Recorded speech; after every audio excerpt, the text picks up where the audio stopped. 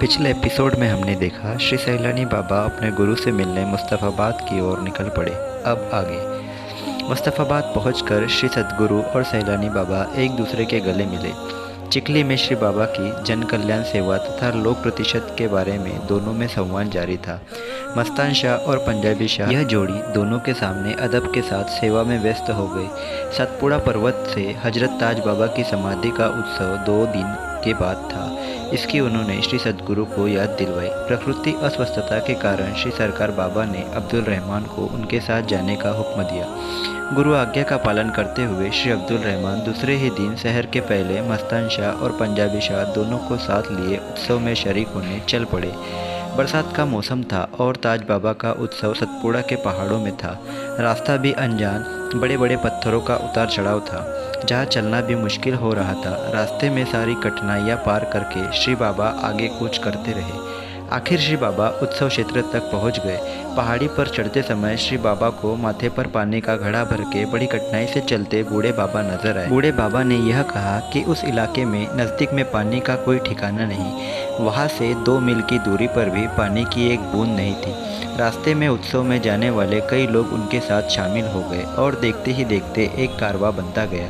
यह जन प्रवाह एक खुले मैदान में आकर ठहर गया। श्री बाबा के बाजू में एक छोटा लड़का यूसुफ हाथों में खाली घड़ा पकड़े खड़ा था। वह खाली घड़ा श्री बाबा ने मस्तान शाह के हाथ में थमा दिया और दूर से नजर आने वाली सूखी घाटी की ओर हाथ करते हुए उन्होंने मस्तान शाह को घड़े में पानी भर के लाने की आज्ञा दी।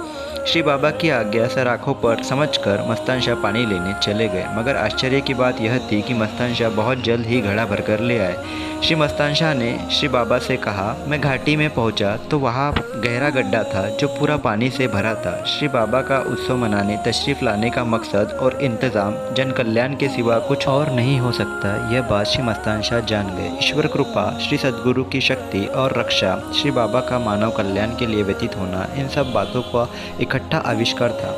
सूखी घाटी में पानी भर आना और पानी के भरने की खुशी से बस्ती के लोगों ने श्री बाबा को लाख लाख दुआएं दी। मुस्तफ़ाबाद लौटने पर श्री सद्गुरु ने लाडले अब्दुल रहमान की इस नेक काम के वास्ते गर्व से पीठ थपथपाई। श्री अब्दुल रहमान को भरे दिल से अलविदा करते हुए श्री सद्गुरु सरकार बाबा ने कहा, बेटा संभल के जाना। फरदापुर के नज़दीक एक वली की दरगाह है, तुम उचित समय पर पहुँचे हो। फरदापुर के उत्सव में शरीक होकर ही चिखली लौट जाना। वली के दरगाह का उत्सव धर्म और परंपरा के अनुसार जोर शोर के साथ मनाया जा रहा था। उत्सव के बाद श्री बाबा का निवास दरगाह पर था। श्री सरकार बाबा की आज्ञा के अनुसार श्री बाबा ने रोटी का आटा साथ में लिया था। चिखली जाने की तैयारी में श्री बाबा मशगूल थे कि अचानक कहीं से 2 आदमी सामने खड़े हो गए।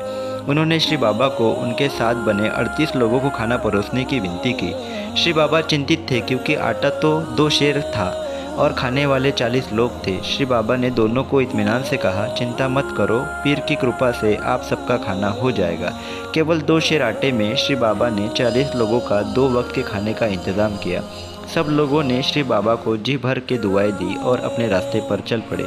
सब कुछ अचंभित करने वाला और अजब था, परंतु निसंदेह प्रत्यक्ष घटित घटना थी।